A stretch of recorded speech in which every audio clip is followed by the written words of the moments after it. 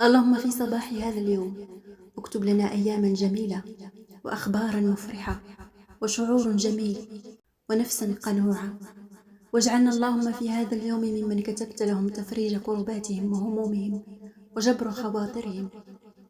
اللهم أسألك أمنية تفرح قلبي، وتوبة تجلي همي، وتوفيقا ينير دربي، وسعادة تذهب الحزن عني، وبركة تلازم عمري، وعملا يرضيك عني.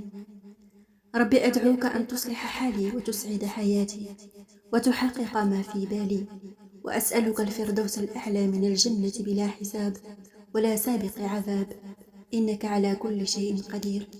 اللهم جمل صباحنا بذكرك وعفوك وتوفيقك وبركاتك ورضاك عنا. اللهم بك أصبحنا وعليك توكلنا وأنت خير الحافظين. اللهم إنا نسألك في هذا اليوم من الخير واللطف فوق ما نرجو، واصرف عنا السوء فوق ما نحذر، وعلق اللهم قلوبنا برجائك، واقطع رجاءنا عمن سواك. اللهم إنك تعلم عيوبنا فاسترها، وتعلم حاجاتنا فاقضها. اللهم مع صباح هذا اليوم اروي أعيننا بفرح الحياة وغيث السعادة، واجعل لنا أرواحا صافية من كل شيء. اللهم آمين يا رب العالمين.